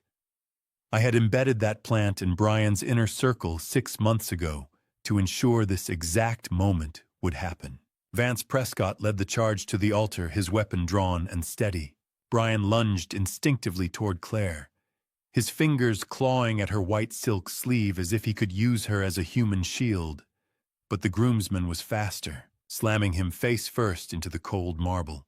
The perimeter agents moved like shadows, blocking the syndicate enforcers at the back doors and neutralizing the threat before a single socialite could even draw breath to scream. The cathedral was transformed into a high-security tactical box, the air thick with the sharp metallic scent of gun oil and the sterile white light of the church's emergency flashes. Brian Maxwell. You're under arrest for federal wire fraud, felony forgery, and conspiracy to commit murder, Vance announced, his voice booming over the still-active altar microphone for the entire congregation to hear. You can't do this. Do you know who my investors are? Brian shrieked, his aristocratic mask replaced by the raw, ugly terror of a cornered rat. Click. Handcuffs are the only jewelry Brian Maxwell will be wearing for the next decade. I watched from the back row, my arms crossed over my ballistic vest, as the rhythmic thud of tactical boots on marble replaced the wedding march. My daughter stood frozen, her eyes wide and glassy, watching the man she thought was her future being treated like the common criminal he always was. The weight of the steel restraints, snapping shut, echoed through the nave, a final punctuation mark on the lie that had almost cost Claire her life. I felt a grim, kinetic sense of justice as the room finally realized that the old man in the back wasn't just a spectator. Do you know what the most satisfying sound in the world is? It's the silence of a narcissist who realizes the room has stopped believing his lies. Eleanor Maxwell tried to pivot, her high-pitched heels screeching against the floor as she attempted to ditch her luxury clutch near a side pew. 2 female agents intercepted her before she could move 5 feet, seizing the bag I knew contained the encrypted syndicate ledgers. She erupted into a feral rage, her silver silk gown tearing as she struggled with an animalistic fury against the iron grip of the law. "Get your hands off me, I am a Maxwell," she screamed, her voice echoing off the vaulted ceiling. "No, ma'am," I whispered as I began to walk down the center aisle, passing her as she was forced to her knees. "You're just a case file with a bad attitude." As Brian was led away in tears, he began to shout in frantic Korean that he did it for Eleanor, desperately revealing that his mother was the true architect of the forgery. I didn't stop until I reached the altar, standing over Brian as he knelt in disgrace. I reached into my inner pocket and pulled out a final set of papers that didn't have the FBI seal, but the heavy embossed logo of Apex Capital. I looked down at the man who tried to steal my daughter's future, and for the first time today, I let the clinical mask slip into a smile. Brian looked up at me with the eyes of a trapped animal, but he didn't realize that the hunter standing over him didn't just want him in a cage, he wanted to own the air he breathed. The FBI agents were beginning to clear the room, their movements a blur of tactical efficiency, but I leaned down, whispering so only he could hear. I tapped the cold, heavy feel of the Apex Capital folder against his chest. "The $12 million debt you owed the syndicate is mine now, Brian. I bought it." And I funded the purchase with the very inheritance you tried to siphon from Claire, making you the primary victim of your own bottomless greed. His face shifted from pure terror to a soul-crushing realization that the federal sentence awaiting him was a mercy compared to my reach. The syndicate would have killed you quickly. I murmured, my voice a calm, wise rasp.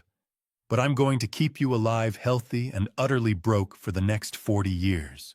You won't own so much as a wristwatch without my permission. You're a monster. He choked out, his aristocratic poise dissolving into a pathetic whimper. You're worse than them. I didn't disagree. I simply watched him as he was hauled away. I won. That's what the manual says. Every objective was met, every threat neutralized. So why did it feel like I was the one being led away in chains? I turned to find Claire, expecting a moment of shared relief. But I was met with a storm of fury that hit me harder than any physical strike.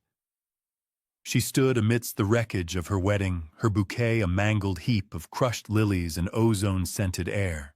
She didn't thank me.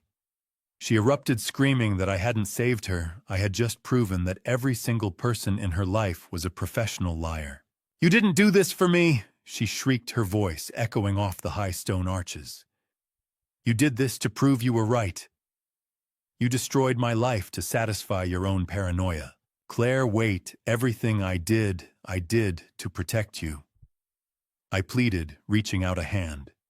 She recoiled as if I were a leper gathering her torn silk train with a trembling hand. You're just a ghost, Dad. A ghost who kills everything he touches. I don't ever want to see you again. The cathedral was empty now, a hollow shell of white lilies and broken promises that smelled more like a funeral than a wedding ever could. I watched the sight of Claire's torn white train vanishing into the blinding sunlight of the open doors, refusing to look back at the ruin I had crafted for her own good. I was left alone in the nave, the silence of the church more deafening than the high-pitched receding wail of police sirens fading into the Chicago traffic. I reached into my inner pocket and pulled out a small, faded photograph of Helena. Looking at her smile, I realized with a sickening clarity that I had become the exact man she had died trying to protect Claire from, a man of shadows who sacrificed love for the sake of a mission.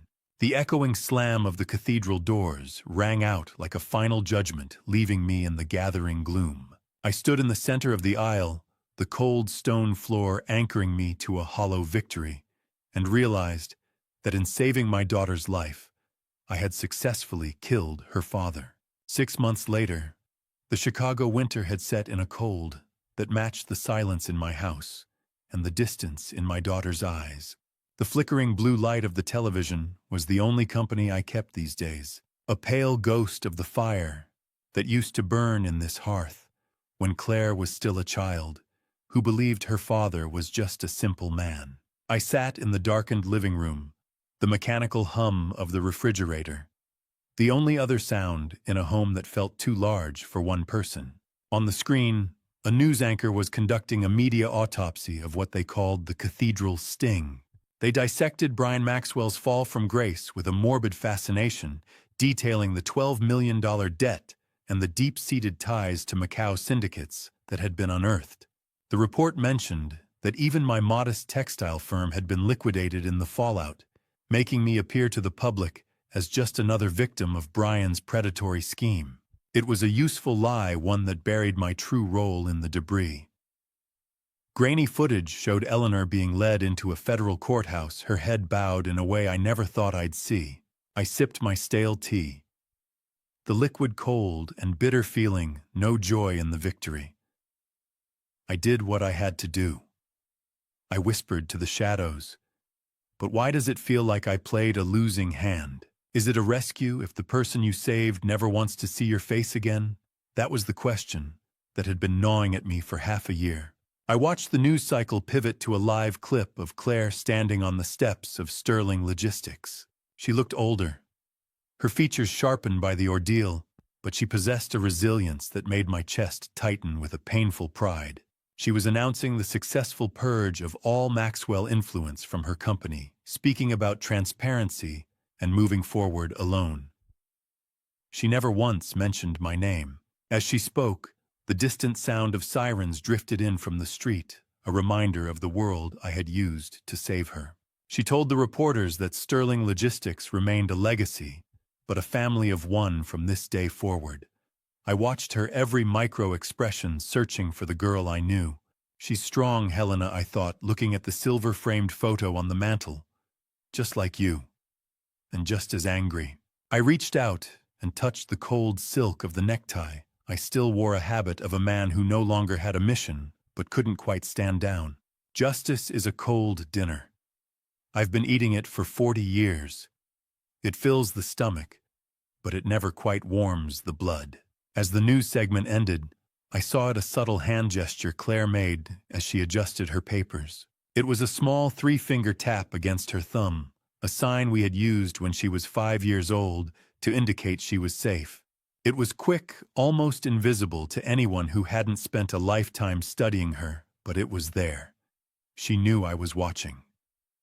She was safe, and in her own way she was letting the ghost know. As I reached out to turn off the television, a single encrypted notification chirped on my phone. The screen flickered with a message from a blocked number. There was no text.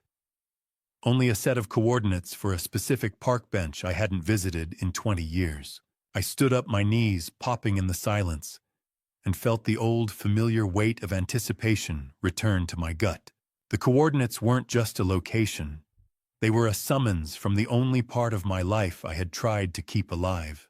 I was reaching for my coat, my mind already scanning the sightlines of the park coordinates, when the heavy thud of the brass knocker against my front door stopped my heart in a way no syndicate assassin ever could. I didn't need a GPS to find the park. The map was etched into the part of my brain where I kept my only happy memories, but the shadow on my doorstep wasn't a memory.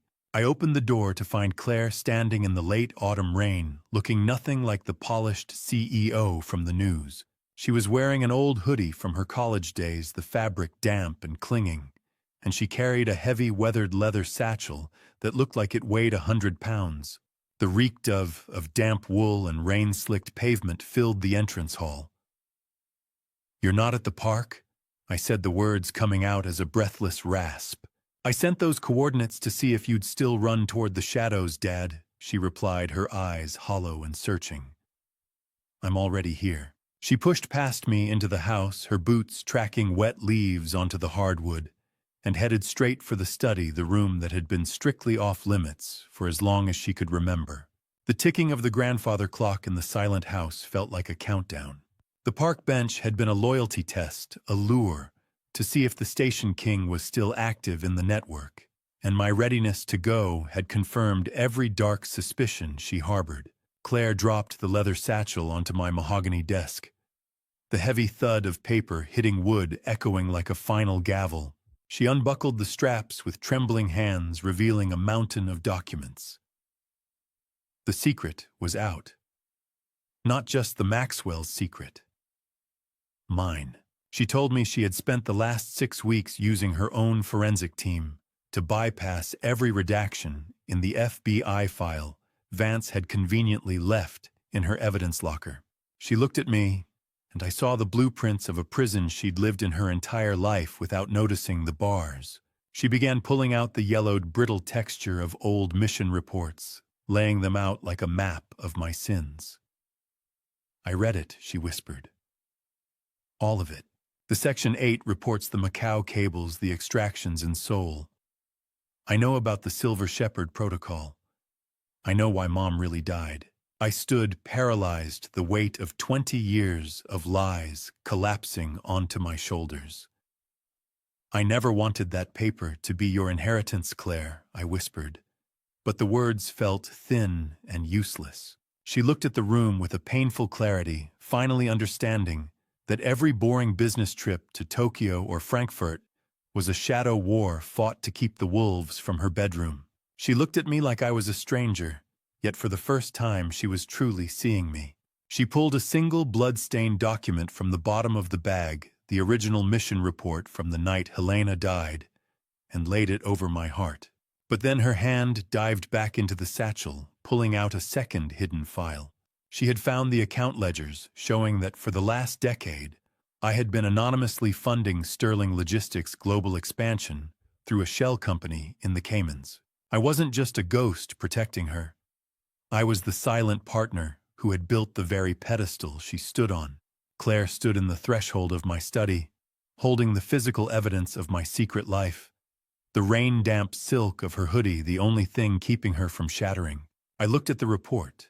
The ink faded by time, but the tragedy still as sharp as a fresh blade, and I realized the only lie left was the one I was telling myself.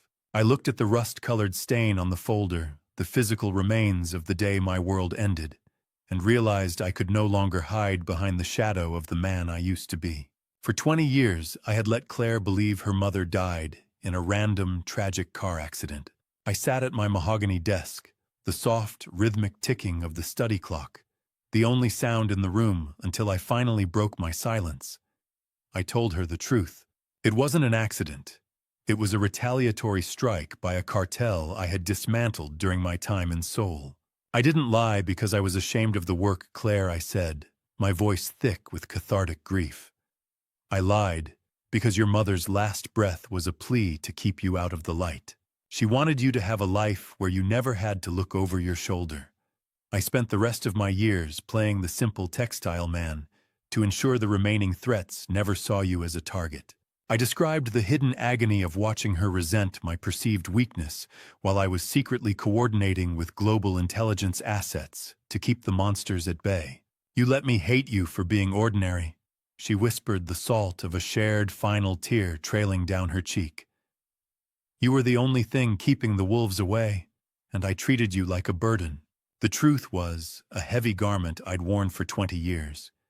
Taking it off felt like catching my first real breath since 2004. I revealed to her a detail I had never shared with another living soul. The Silver Shepherd code name wasn't a title given to me by the agency. It was a name Helena gave me in her private journals, the only piece of her I never burned. It was her way of acknowledging the man who guarded the flock in the dark. Claire looked at me, her eyes reflecting the warm, flickering orange light of the hearth, and I saw the blueprints of the prison she'd lived in finally being replaced by a home. The fire didn't just consume the paper. It consumed the ghost. Claire took a lighter from the desk and held it to the corner of the blood-stained mission report. We sat together in the silence, the reek of burning paper and cedarwood filling the air as we watched the secrets turn to ash in the fireplace. The weight of the Silver Shepherd protocol finally lifted from my chest. My daughter was no longer a target to be managed. She was a partner who knew the truth. I reached into my desk drawer and pulled out a small ancient key to a safe deposit box. It wasn't filled with the laundered millions or technical schematics Brian had craved. It was filled with Helena's personal letters and the mementos I had hidden away to protect Claire from the pain. The shadows are gone, Dad, Claire said softly, her hand covering mine. You don't have to be a ghost anymore. I think I'd like to try being a father for a while, I replied. Just a father. I revealed that while I had truly retired, I had left a digital dead man's switch in place that would automatically protect Sterling Logistics forever, a silent guardian that required no more lies. I looked at Claire, the firelight reflecting in eyes that finally saw me for who I was, and for the first time in my life, I didn't check the door for a shadow. The scent of garlic and rosemary in my kitchen was a far cry from the metallic tang of gun oil, a quiet victory in a war that had finally moved from the shadows to the dinner table. 3 months had passed since the cathedral incident, and the heavy silence of my home was finally being filled with the sounds of a living family. I stood at the stove, feeling the comfortable weight of a ceramic plate in my hand as I plated the chicken. It was our new Sunday ritual, a fragile bridge we were building one meal at a time.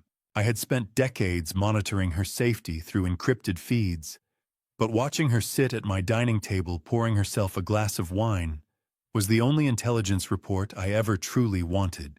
I noticed the cool condensation on her wine glass as she looked over her shoulder at me. her face lacking the rigid defensiveness that had defined our relationship for years. The entry twist of our current peace was a secret I still held close. The anonymous tip that led Korean police to Sophia Vance's safe house weeks ago hadn't been a stroke of luck. It was a digital breadcrumb trail I had meticulously planted during the poison pill protocol, a final insurance policy to ensure the Maxwells stayed buried. The quarterly numbers are up, Dad Claire said, her voice carrying a light, authentic confidence. Without the silent partners draining the accounts, we're actually thriving. I set her plate down and took my seat, the soft evening breeze through an open window carrying the scent of a peaceful Chicago autumn. I never doubted you could run that ship, Claire, I told her, and for the first time, it didn't sound like a tactical assessment. I just wanted to make sure nobody sank it first. 6 months ago, I was buying a man's debt in a warehouse. Tonight, I'm arguing about the best way to roast a chicken. The contrast was enough to make me smile, a real one that reached my eyes. We focused on the mundane details of her work and my supposed retirement hobbies, avoiding the ghosts of the agency or the Maxwells. I watched her across the table, seeing a woman who had found her own strength without needing a shadow to lean on. She was her mother's daughter, sharp, resilient, and finally truly independent. The television screen in the corner was a portal to a world I'd walked in for decades. But for the first time, I was just an observer on the outside looking in. As we finished our meal, a notification chirped on the secure phone I still kept in my pocket. I glanced at it, seeing the coded confirmation from Vance. "He says they found her," I said softly, sharing the piece of the puzzle with Claire. "Sophia Vance is in custody in Seoul." We turned toward the news, watching the blue flicker of the international broadcast. There she was, the woman who was meant to replace my daughter, now just a face behind reinforced glass in a Korean courthouse. "It's finally over, isn't it?" Claire whispered. "The ghosts are all in cages." I nodded, feeling the final open loop of the Maxwell conspiracy close. Then came the second twist of the evening. Claire admitted she had been taking Korean lessons. She didn't want to understand the Maxwells. She wanted to understand the culture I had lived in for so long. Claire looked at the screen, then back at me, and asked a question I wasn't prepared for. "So, Dad, what was Seoul really like when you were young?" The story I told Claire didn't involve codes or wiretaps. It started with the reeked of rain in a marketplace, and the man I was before I became a shepherd. 7 months had passed since the day the Maxwells were led away in steel, and the Chicago autumn had arrived with a blinding clarity that seemed to wash the city clean. The cemetery was quiet, the kind of stillness that usually meant I was alone with my failures.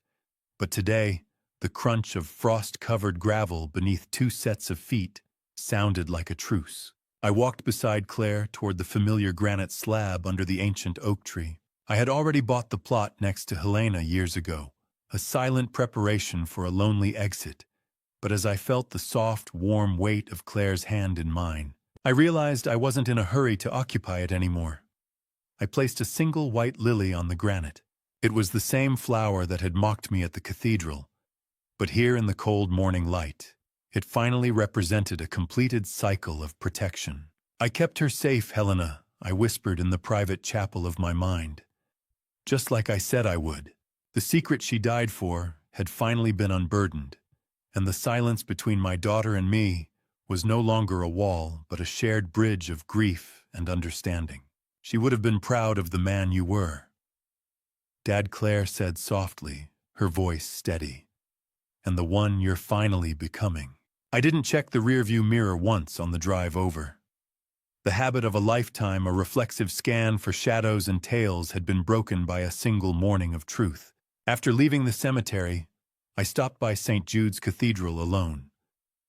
The scent of burning incense and cold stone greeted me, a familiar comfort for a man who had spent his life in the dark. Father O'Brien met me in the sacristy, his eyes as wise and weary as ever.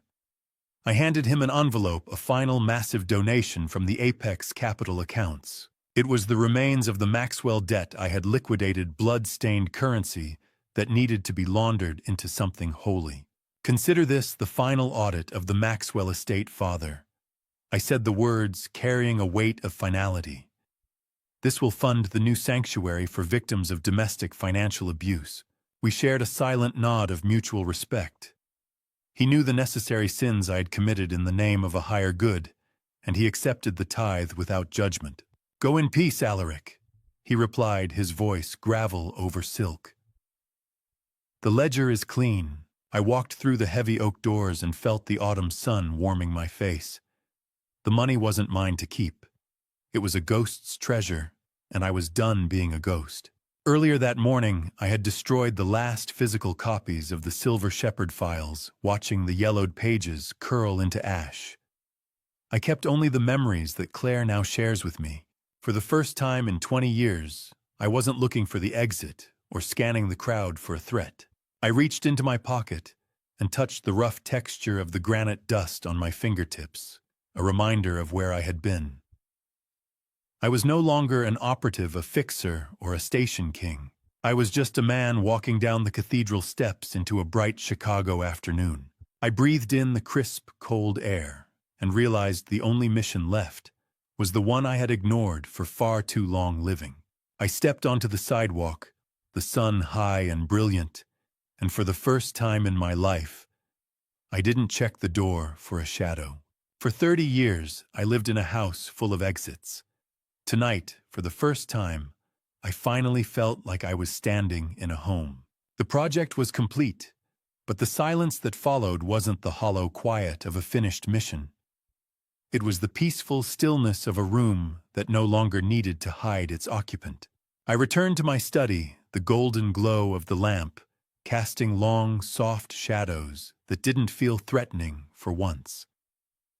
I didn't check for bugs, and I didn't monitor any hidden feeds. Instead, I began to clear out the remnants of my tactical life with a slow, deliberate pace. I packed the safe deposit key and the few remaining non-classified mementos of my career, an old watch, a compass from a life lived in the brush, a few photographs without names into a small wooden chest. The weight of the chest in my hands felt substantial, a physical history that was finally coming to light. Claire arrived just as I was closing the lid. Her presence in the room no longer a tactical variable to be managed, but a daughter coming home. In that quiet, profound moment, I handed her the chest. "This is everything that's left, Claire," I told her. "No more redactions." She ran her fingers over the carved wood and told me she had already taken the Apex Capital Funds and established a scholarship in her mother's name. My war chest had become a tool for public good, and seeing the pride in her eyes made every cold night in the field worth the cost. Do you know what the most dangerous weapon in the world is? It's not a gun or a code. It's the truth told too late. I had narrowly avoided that mistake, and as we sat together in the study, I realized the simple man I had pretended to be wasn't just a cover. It was the man I always wished I could have been for her, a man who worried about the lawn and the weather instead of logistics and extractions. "I don't need the operative anymore, Dad," she said, her voice warm and clear. "I just need you." We sat in a silence that didn't require tactical analysis, just the soft evening breeze through the open window and the rhythmic ticking of the clock. I realized that the sheep I had spent a lifetime guarding had grown strong enough to lead the flock herself. Nightfall settled over the city, and the city lights below looked like a sea of stars. For once, I wasn't trying to navigate the dark between them. I stood by the window watching the Chicago skyline twinkle with a distant, peaceful hum. I watched Claire drive away, her taillights fading into the distance, knowing she was truly free of the Maxwells and my own heavy shadows. I looked at my reflection in the dark glass. Alaric Sterling was a fine name, a strong cover that had served me well through a dozen countries and 100 crises. But as the ledger closed, I thought of the name on my birth certificate, a name I hadn't used since before the agency found me. I thought of Thomas, the boy who liked to read and didn't know how to lie. I was a shepherd who forgot that the sheep eventually grow strong enough to lead, but tonight the shepherd could finally rest. I turned away from the window and reached for the light switch, leaving the shadows exactly where they belonged in the past. Looking back now, I realized this was never just a battle against criminals. It became a painful family story that forced me to face the truth about the father I had been. For years, I believed silence was protection. I thought hiding my past would keep my daughter safe from the dangers of my world. But the hardest lesson from this family story is that secrets can slowly build walls between the people who love each other the most. If I could go back and speak to the man I once was, I would tell him this: do not protect your family by disappearing from their lives. Be honest before the distance becomes impossible to cross. Some people may look at everything that happened and call it a dad revenge, but in my heart, it was never truly about revenge. A dad revenge may stop a predator, but it cannot heal the damage caused by silence. This family story reminded me that love should never feel like control or manipulation. Fear can make even a good father choose the wrong path. In the end, I learned that protecting your family requires courage, honesty, and humility. A dad revenge might win a battle, but truth is what saves a family in the long run. I believe God allowed this storm to teach me that strength is not found in secrecy, but in trust and love. Thank you for staying until the end of this journey. I truly appreciate you being here. If you were in Alaric's situation, forced to choose between revealing the truth or losing your daughter's trust, what would you do? Share your thoughts in the comments. If this story moved, you consider subscribing for more. Some parts of this narrative were dramatized for storytelling.